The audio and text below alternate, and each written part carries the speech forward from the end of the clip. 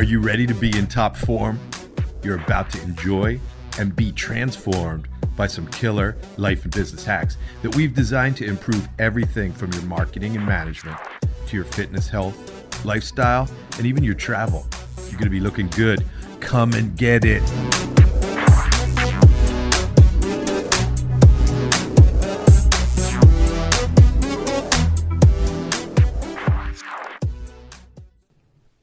So today, Sam, we're talking about 8 amazing hacks and practices for better, more effective, and efficient meetings in any kind of organization, business, or professional practice. So look, every one of us has been in multiple meetings that are just horrific. There's some amazing statistics, I think we have some in here, that say approximately 50% of meeting time is wasted. This is based on survey results. And 39% of people attending business meetings doze off during the meeting.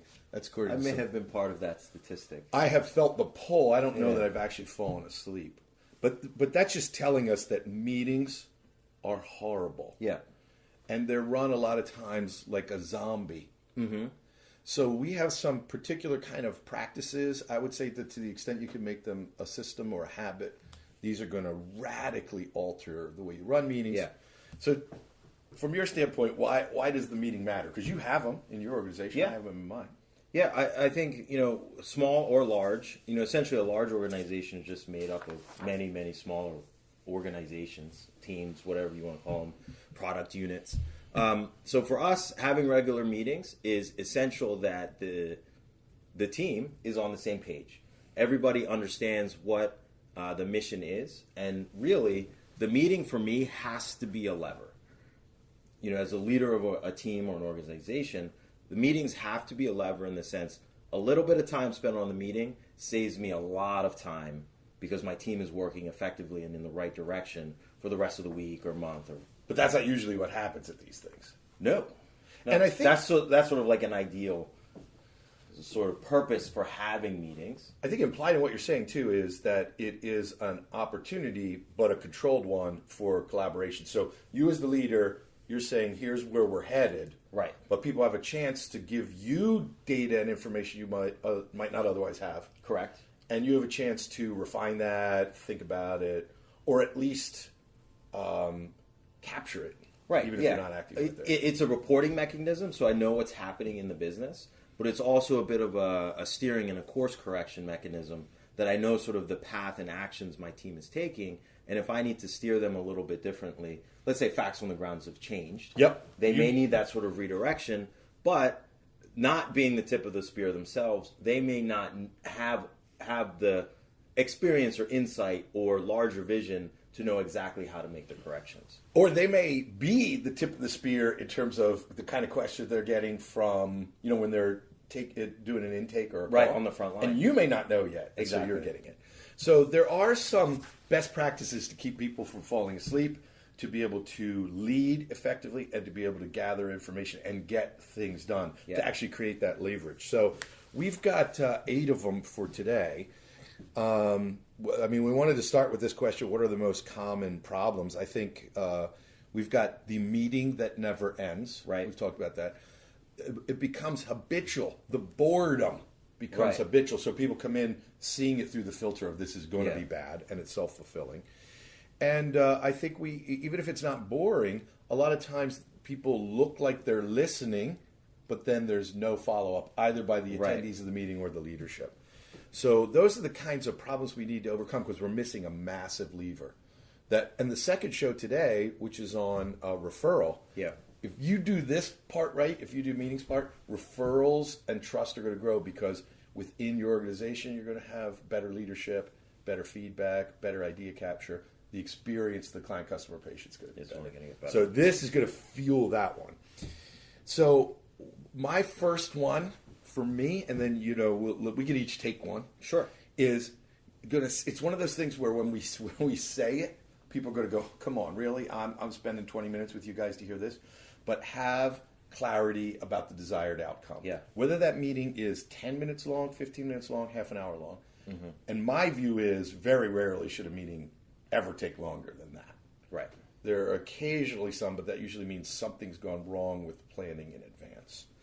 So if you have a real clarity of outcome, that's super beneficial because it will help you stay laser focused. But it also has the potential of shutting you down to input from other people. Right. So later we're going to talk about a tool that helps you to do that. But when you have clarity about what you want, it's going to let you work through that in a very methodical way. So you have to do both. One of the ways I keep an open mind is write in my copy of the agenda, not everybody else's, is the thing that reminds me, what's everybody else thinking, saying, and doing about this, so that I'm constantly seeing that. So number one, have real clarity. Like before you do the agenda, write it down. So I stole a little bit of your next piece. Yeah, and this is really, really crucial, is this idea of creating a written agenda in advance. And if it's the type of meeting that you do on a regular basis, whether it's weekly or monthly, for the most part, sticking to that same agenda so people know what to expect. So creating a template for it, so that creating a templated agenda where you're just modifying, well, we've gone from here to here, so we got to change this little piece. Yes. Well, there's going to be a period for this, a period for this, a period for this. Exactly. So, we typically start all our meetings with the same way. Is it hugging? It's not hugging. Usually after the meeting, there's lots of hugging and maybe some tears. The hugs don't last too long, though, right? Well, sometimes they do. It depends who you're That can hugging. be awkward, though. Yeah. Okay. So, everything starts the same way, starting off with, hey, guys, this is what we're talking about. Talk about it, and then review what we talked about on a very high level. That's also a good presentation format, too. But in the meeting, so that people have a good summary of sort of what their commitments were from the meeting so that they can leave and then take action. One of the things that we do is we get that agenda out in advance. Mm-hmm. I'm getting better at this. I haven't always been good at that. And when you do what you're suggesting and you have it over and over again in kind of the same format, then it's clear, like if at a certain point in the meeting, we're always getting data, we're always asking ourselves a question, people are responding to it, they know to come prepared. That's right. And then we also put a space for notes by each point in there, and are encouraging people to take their notes right there rather than in computers, because that means that if they're attending the meeting, they could be checking their email and not paying attention. Well, everybody likes being prepared for a meeting, believe it or not. And some of the antipathy towards meetings is there's this sense of getting caught in a trap or being found that you're unprepared. So the better you can arm your team members, knowing the agenda, knowing what are the sorts of information you're going to be asking for them, they're going to be more likely to look forward to the meetings as an opportunity to shine. And that's one of those things, too, about having clarity of outcome, is that when people know what you want to do with these meetings and how you're going about doing it, which is the agenda, they're going to be, during the work week, seeing it. You're activating the reticular activating system. They know it's important. They're now going to see things that support that agenda and support that desired outcome. Exactly. So, very powerful. I don't know if you do this. This is probably true for bigger organizations. So, I'm not in a big organization. We have 50 employees and a bunch of principals. Mm-hmm. But even we've had to start to do this, and many people aren't used to it. So lawyers and doctors are used to these one-on-one or small meetings with the person that's presenting to them. But they still don't do this. So who's coming to the meeting? Why don't we know a little bit about them in advance? Yes.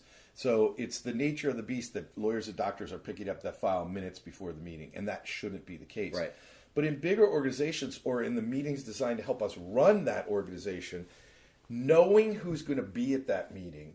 So if you're attending, you should still look. You don't want to be surprised. What if there's going to be a vendor there and you need information? This is going to your, I want to shine. So if there's somebody on there you're not sure about, or if you're creating the list and you need to know, do we have everybody that we need here to be able to make this decision? So, and I think that's a key point, right? The worst feeling is leaving a meeting and you couldn't make a decision because some key, either piece of data was missing that somebody had to present, or a key party was missing, and you couldn't make that decision. Super painful. Yeah. And that discourages everybody that's there. So whether you're running the meeting or whether you're attending the meeting, paying attention to that, doing a little homework in advance when somebody's there. So if people are coming from other departments or outsiders or vendors coming in, look at the LinkedIn, Google them a little bit. Maybe check to see if they've committed any crimes. I'm just saying that could be interesting. Yeah. I'm not saying you get leverage, but like in my experience, when you know what crimes the other people have committed, it's useful. I imagine it would be. If we can edit out our sick laughter at these things, we're at our amusement at our own jokes. Well, I mean, or we could emphasize it, I guess. Definitely. Yeah, let's just talk about it for but another our minute. meetings are usually in documentaries, so we are talking about crimes. By the way, Steve Richardson has joined this sort of secret behind-the-scenes look. Hey, guys, here you go, so you can see what we're up to today. Yay. And Alex is on. So very nice. Listen, guys, jump in. We'll have to remember to look at these comments, but any comments of experience you have, because I know Ben, I know you do meetings virtually. Alex, I know you do lots of meetings virtually. Steve Richards just said too late, but I'm not sure what he means by that. I'm not sure either. Yeah. I don't know if it was responsive to something that we said. He did say, hey, guys, also, which seems friendly. Yeah. Yeah, That's he's a nice guy.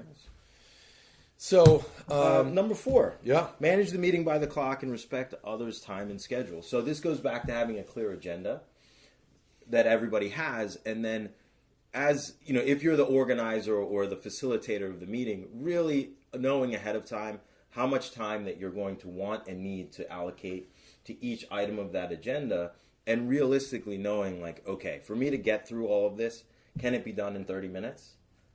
Maybe you need 2 meetings, or maybe you need some sort of follow-up mechanism. And this idea, I think, is really important, is respecting others' time and schedule. So we all want people to show up to meetings on time. Mm-hmm. And that is a killer when people are coming late, because you just can't get started. But the other side of that is, whether they're your employees or partners, make sure you then end the meetings on time. And I would say start them on time, even if people aren't there. Yeah.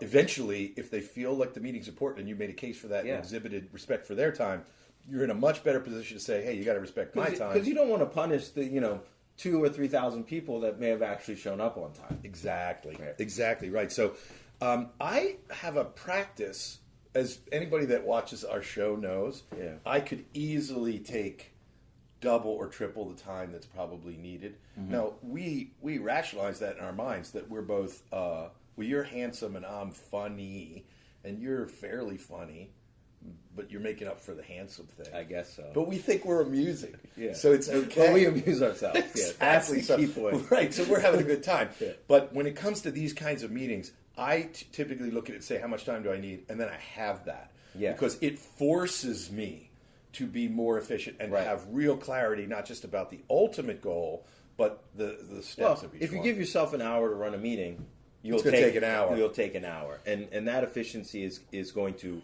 free up half an hour of your time that you could have been doing better stuff. And other people will even be implementing. Exactly. So they'll be getting that stuff done. So I like that a lot. Again, in one of our suggestions here for organizers, we're like, you should be there early. You should start right on time. You've got to end on time. And that means like meticulously working through and watching it. There's nothing worse when you go to a conference and the speaker goes over by 5 or 10 minutes and pushes everything back. It's the same here. For meeting attendees, again, we're suggesting that people show up early, because you're saying to the people that are in that meeting, this is whatever you got for me to do, it's important to me. So it makes you a more important in that person and a more reliable person in that meeting. But again, I think a valuable sort of sub-hack here is, however long you think that's going to take, have it.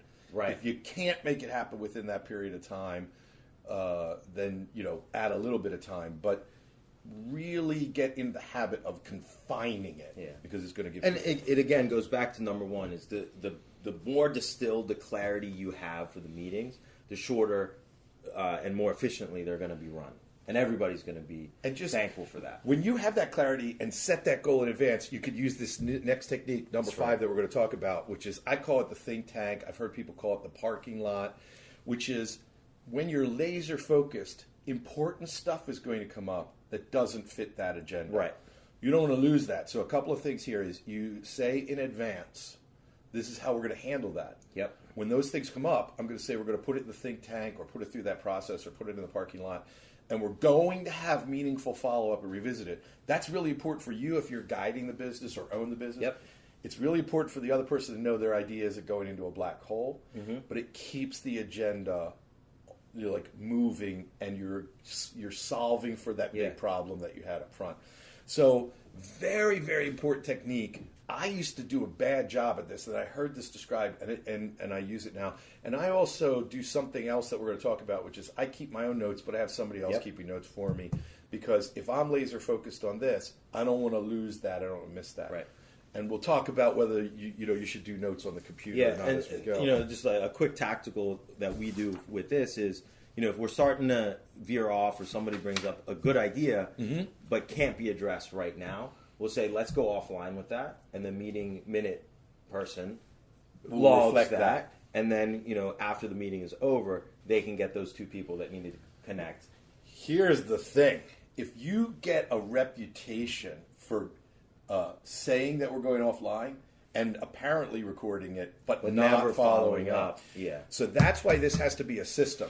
So in your own notes, you've got to do whatever you have to do to trigger it, to put time on your calendar before the next agenda goes out, or decide who's supposed to be at that meeting. That may be a bunch of other people that weren't at this meeting that have to deal with that. So develop a reputation for both rewarding those great ideas and for doing genuine follow-up. When I'm describing this thing we're going to do, you're saying like take it offline or the think tank or the parking lot. I also say, listen, we're going to follow up, but it's our responsibility to do that. But don't let us miss it. If you haven't heard back from us, take the initiative and get back to us. We're not following up. The other thing I say is, I want all the ideas, and some of them may go into this think tank or this parking lot or offline. And understand, they're all probably good ideas. There may be things that we don't do because we know for one reason or another piece of information that you don't, and it might not work, but we want to hear about That's right. them. So creating an environment in which those ideas percolate up and are rewarded can be very powerful. People feel comfortable sharing ideas and feedback, but they have the right expectation that we just can't do everything that everybody wants or asks us to do necessarily. Awesome. Terry Ann Shell just joined from Alaska. Terry Ann, hey, haven't seen you in ages. Thanks for joining us. I'll make sure I shoot you the link. Oh, she even put a little like in there, too. Thank you. I noticed there wasn't too much liking. Steve says, too late to edit it out. Oh, okay. Okay. And then effective meetings come from planning in advance. I agree, Steve. So, hi, Terry Ann. So, back to this last, before we jump off this into your next one, this creates a culture that is designed to maximize a couple of things: strategic thinking, implementation, and capturing great ideas that could modify and have a process for doing that. So we only have a couple more, but only a couple more to go. So number 6, we're talking about counting the votes in advance on important points and decisions. So this is going into a meeting is kind of knowing where the buy-in is, especially if there's a decision that has to be made. Exactly, ahead of time. So you don't want to be surprised necessarily by having like an open vote on the floor of a meeting where that may lead to dissent. So knowing in advance sort of where everybody is bought in, so that you have an idea of where you're going to land with this crucial decision. The other thing that we do is when we're taking input, we start, so to speak, on the bottom rung of the hierarchy and let people give input for 2 reasons. One, we want to get the feedback from everybody. But 2, if we start on the high level and then work our way down, it seems that people are just echoing or reflecting what leadership has said. And you get a little bit of a groupthink rather than an honest feedback. So we start from the bottom up. So everybody gets a chance to contribute, but we recognize sort of as you go up the chain, those statements are going to have more gravity or experience behind them. And we sort of do that in both directions too, which is, we hear what people have to say before we've kind of poisoned the well with our own ideas. Yeah.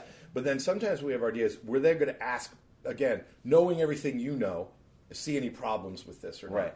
And again, we may be able to address them or we may not. We may want to experiment with this regardless of what kind of problems you've been encountering with it in the past. But it could be extremely effective to have that two-way communication again.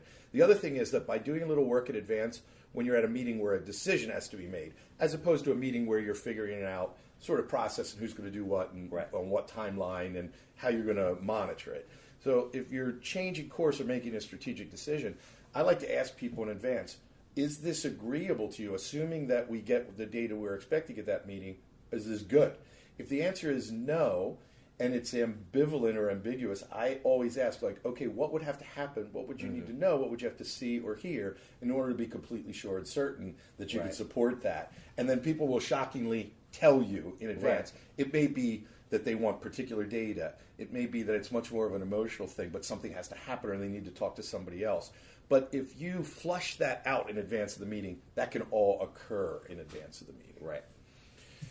Number 7 already. So let's see here if there's anybody else that needs to be welcomed or questions asked. And Terry Ann, jump in anytime with because I know you hold a lot of meetings yourself and events, and jump in at any time.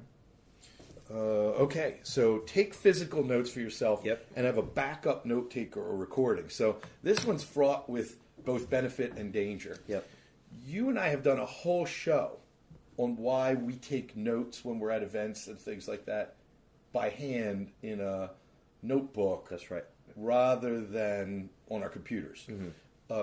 There's a lot of data that says you're more creative, you're more likely to remember it because you're using multiple senses, your brain's going to tag it and be able to retrieve it. You're processing the information with different parts of your brain. But I would say that, and I'm pointing at a computer here in case anybody was wondering, on another reason not to use the computer is because then you look like you might be checking your email and doing other things. And you don't want other people being able to do that either. So we, generally speaking, don't have any computers at these, like, for example, monthly or bi-monthly staff meetings that we're holding. Because we want people to be engaged with one another. And actually, that meeting, its primary purpose is to let everybody socialize with one another and hear just what's going on. So that meeting has a more relaxed feel to it than a lot of meetings, but that's because its primary purpose is to let people connect. Now, there's a few formal points where we say, does anybody need any resources? Does anybody have any questions? Does anybody have to tell us something? But we move through those, but that has that primary reason. So there, we really don't want the computers there. Right. But having these things up and open creates a barrier, and it also creates a feeling. So I like doing the notes by hand. Now, if you're facilitating the meeting, harder to make sure you capture everything. So I think you have sort of a note taker, scribe. Yeah, so every meeting we run has a designated, scribe or note taker, meeting minute, aggregator, whatever you want to call it. So that person is on a computer just for expediency, but nobody else is in most of our meetings unless we're doing remote stuff. And everybody acknowledges why they're on that computer. So they're taking notes, but being off the computer, taking hand notes, one, it's better for retention and recollection, and two, like you said, it's better for engagement and connection during the meeting. And I would say think about creating the agenda in a way that has room for people's note-taking. Right. And I've even contemplated lately putting in like the task, the who is doing it, and the date by which it needs to be completed, making that easy for them to check a very, very good system when we use something almost exactly the same as that. And then on top of that, for the team, so we have our central note taker. Everybody's taking their own notes, including myself. And, we have a younger team, so this little bit of direction is good for them. Is typically, your meeting's 30 minutes, you're running a little bit late, everybody's got to get up and go. So if we've allocated 30 minutes for a meeting, we try to end around 25 minutes to give everybody 5 minutes to sort of consolidate what they've done and what their actions are before they walk away. Because what happens is you do the meeting, you come with all these actions and decisions, you walk away, and then your normal day sort of creeps in and takes back over. And there's a lag in implementation.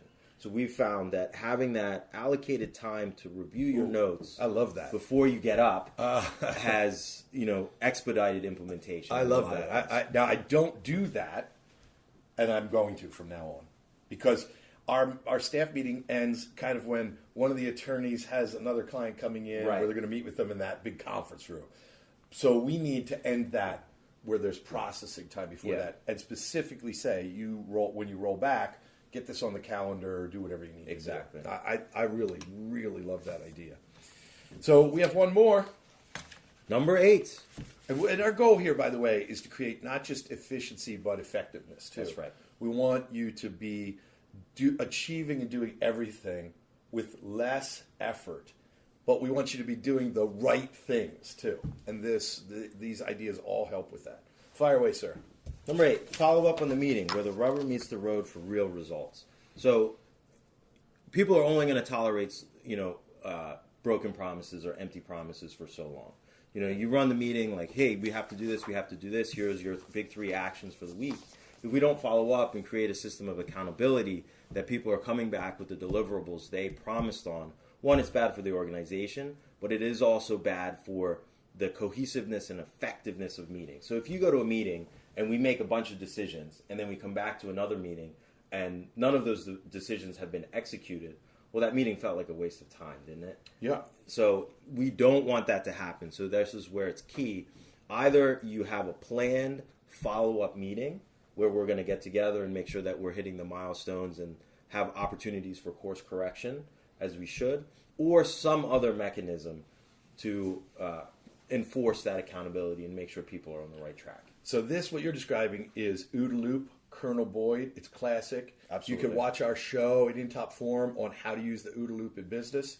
But this works both ways. If you're an employee and working for somebody, you want to show how valuable you are, not just by contributing at the meeting, but coming back and saying, I had these 3 things that I had to accomplish by the end of this week. They're all done. Yeah. Is there anything else I should follow up on? Or here's the data I'm getting ahead of time or by the next meeting when the follow-up's scheduled. Yeah. If you're running the meeting and you want to have a continued role as a leader, it's vitally important that people know that they can trust you to do your part of that too, whatever that may be. So listen, these were good. These sound simple on the face of them, but we're just not doing them. We're just not. Right. So the more of these you could do, the more consistently, the better the results you're going to get. We're going to transition into the next show now, which is why do we need more referrals? How do we get more referrals? How do we make sure they're better? I guarantee you that if you start to run meetings on that issue, so listen to the next show. Yeah. And if you want more referrals, you start to run meetings like this, focusing on what you're going to get, the 15 or 16 action items in the next one, and just do meetings with this model, it's going to be crazy. But this thing can really rev up any initiative you're taking. Absolutely. And look, 8 simple things, but 8 things can be a lot. Have a linear approach with this and start implementing one by one. Mm-hmm. Listen, there were some amazing tactical things in here to do, ranging from little tweaks you could put in the agenda and your fantastic sub-hack there of allowing the time to sort of process that and get it on everybody's calendar. Love them. Take action on them. Thank you very much for being here. For you guys on Facebook, we're going to jump off and then come right back with the next show on referral. If you're running a business or professional practice, join us for that. We've got 16 really quick ones. Boom, boom, boom. Yeah. Any one of which could be transformational. So have a great one. Thank you, everybody.